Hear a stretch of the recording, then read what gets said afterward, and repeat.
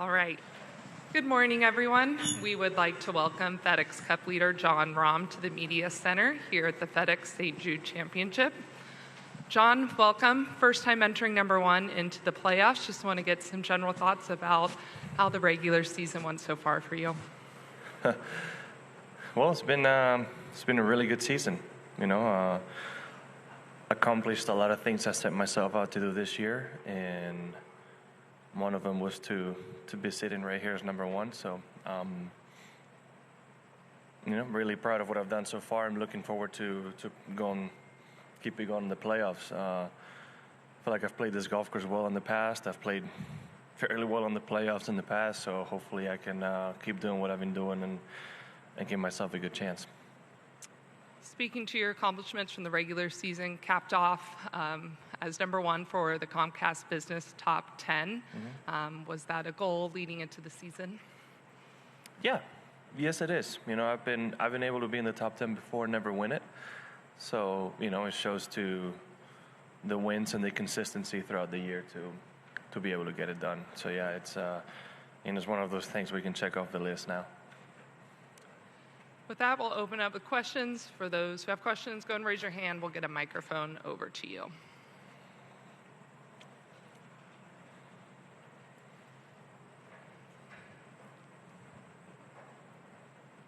We'll get one here in the middle to Brody.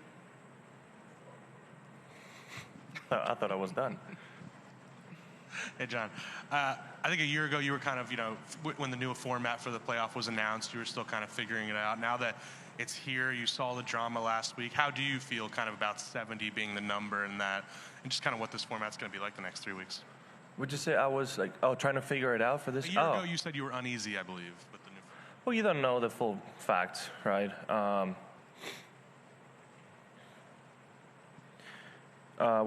We know the reasoning to reducing it now. I think going 125 to 100 to 70 or to 50 to 30 made more sense before. We just felt like, at least I personally felt like in 1 week going from, disposing of 55 players is quite a big jump. So I think this has a bit more logical sense to it. And all those players at the end make it still have the full to be able to earn a better position in the FedEx Cup as well. So going for next year. So I like it. Obviously, being comfortably inside that number, obviously I'm going to like it.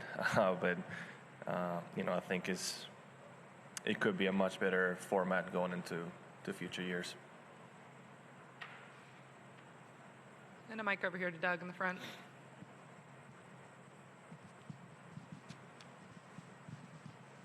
Even though you've yet to play poorly, probably for many decades by now, but do you come into each year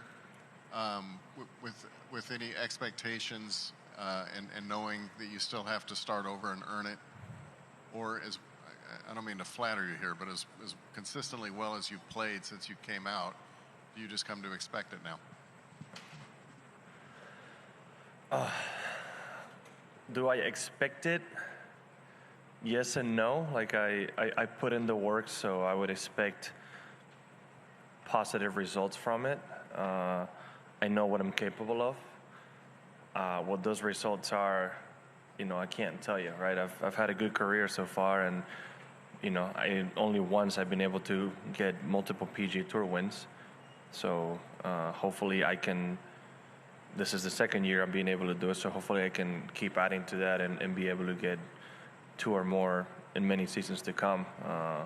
I like to add that to one of my levels of consistency throughout it, but just having been able to win every single year for the last 6 years is, it's quite an accomplishment in mine. And right next to Doug, Mark. Jon, I think there's a players meeting with Jay tonight. What are you hoping to hear from him as this continues to move forward? I have no idea. I really have no idea. I was told before, we got a text that this was probably going to happen. I'm probably going to go open-minded and hearing the membership out, right?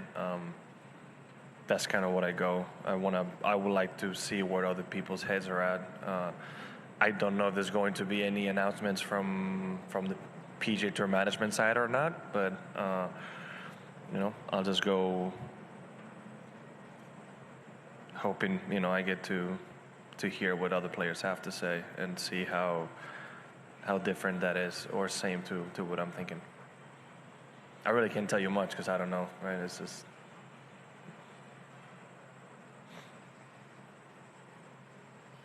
Go, Nick.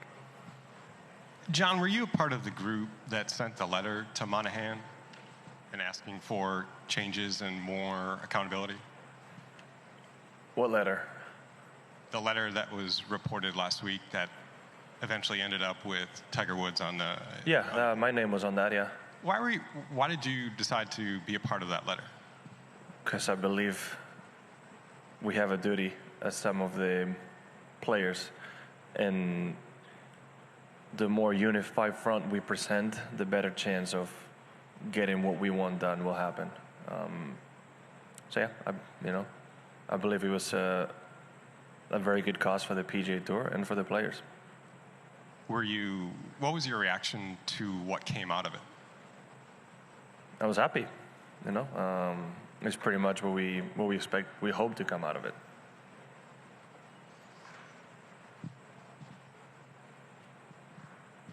Go in the back here with Gary. Jon, could you just kind of talk about yesterday? Obviously, you had time at the hub to meet Olivia and Calvin and kind of participate in that. Just kind of what does it mean for you to be here with the patients and kind of that activation? How fun was that for you? I wish we could do more things like that throughout the year. It was a lot of fun. We're getting questions about golf politics, and throughout the year we keep talking about live golf and all of this. And to get perspective in doing a really fun video activation with Jordan Spieth and Calvin and Olivia is very refreshing, right? First thing Calvin said when I met him is first thing he said is, "Man, I'm blessed to be here. I'm blessed, this and that. I don't like the heat, but I'm blessed." That's all he kept saying, right? He's an Oakland boy, and he didn't really enjoy the humidity that there's here in Memphis, but he was very happy to be there, and same with Olivia. We were one of the biggest hangers I've ever seen, and somehow it didn't seem like it was enough room for her to run around and be herself. So it was extremely fun. For people that get to see it at the end, Jordan and I got into it as well. It was pretty fun to see us run around and kind of feed off their energy, right? It's just puts things into perspective, right? It's of what's important. Both of them are Purple Heart recipients. I believe even within Olivia's family, her sister had some other health issues as well. So it's it really shows you what's important in life and how privileged I truly am to be in the situation I'm in, right? So it was a lot of fun, and I hope I get asked to do something similar again in the future. We have Sean on the right. What are the biggest benefits physically and mentally from just having a few weeks off this summer and having a lighter schedule? Well, I usually try to get like a little bit more weeks off throughout the year. Kind of have even a little bit more distributed. But those 3 weeks off before the Open, in my mind, were needed. I was able to play really well early on, and we played a lot of tournaments and be in contention, and that can take a toll. So it was very needed to recharge and could feel the difference on the golf course at the Open. So especially before the playoffs as well, looking forward to it. The 3 weeks can be an art tough, and I'm hoping to make it to the end, being as close as possible to winning it. So yeah, just having that extra energy is very nice. We'll bring the microphone back over to Doug. Until then, we'll go in the back. Two questions. First of all, back to golf politics for just a brief second. The next year's system giving opportunity to fields through the top 10 in the FedEx and the ones in between, et cetera. What do you think about the 4 exemptions? Is that too many, or is it just enough? Exemption? How many? What exemptions? Which ones? For the big events, for the signature events, each one gets 4 free spots, basically. I voiced this when it came up. I wasn't in favor of those tournaments having invites or exemptions, however you want to call it. Everybody that's playing there's earned it one way or another. So to get exemption, you just don't want it to go to somebody who just, for whatever reason they liked. As a person who got his PGA Tour card through PGA Tour exemptions. you want them to go to the right person. So I'm hoping those events realize the position they're in and give it to people that truly can do something out of it, right? There is a way for players not into those events to somehow qualify into those events. So I'm hoping they use some of those to maybe the people that were close and didn't quite make it. Players that, that have earned it throughout their play in the past.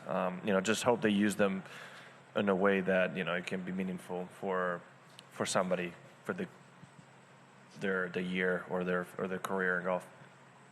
Do you fear it could become a popularity contest? No, I don't think so. But it's obviously common for a sponsor or a tournament to basically pull towards home turf, right? I would be an advocate for amateurs or college players to get certain invites. I don't think those events would be the ones where amateurs should be in, right? That's an example of what I mean. Yeah. Give it to players that have been playing hard all year and this year to earn that spot, and maybe they didn't get the chance, but we're quite close. That would be my view on it. And then as it relates to the golfer playing right now, for the year you've had, and you've come close to this FedEx Cup before, is it odd at all that pretty much no matter what you do, it comes down to Eastlake? And is the goal, outside of winning the next couple weeks, just to make sure you're not too far behind? Well, usually you want to win every time we tee it up, but yeah, the goal is to try to get to Eastlake as number one and enjoy that two-shot lead. It's always made a difference. It made a difference when I finished second place, so it's a reason why they give it to you. So if we can take advantage of it, it would be nice. Back over to Nick. John, considering everything that's happened over the past 2 months, do you think Jay Monahan should keep his job? I think I made my stance on that at the Open clear. I think he should have the opportunity right now to finish this off the way he did. I think we're quickly forgetting how well he managed a lot of things. He did an amazing job in COVID and kept a lot of people employed. We were the first major sport to come back. I know UFC was doing fights, but we were the major sport to come back. And, a lot of players were able to earn their cards and keep competing thanks to that. So I think we shouldn't forget that quickly. And again, we should give him the chance to see this through, right? And then after everything's said and done, if players want to make a change, then that would be a better time. But right now, I don't think it is. If you had the If you had the chance to ask one question or make one change, what would that be? That's too vague of a question because we really have no idea what's coming. We're not on those meetings. They have until, January to be in those negotiations. I can tell you right now, my priorities are a lot lower than what a lot of people would think. If I go by request, I know this is going to sound very stupid, but as simple as having a freaking porta potty on every hole. I know it sounds crazy, but I can't choose when I have to go to the bathroom, right? I've told the tour this many times, as simple as that. Just simple little things better for the tour, right? Just making sure, even though they do a phenomenal job with food throughout the year, just making it more consistent, right?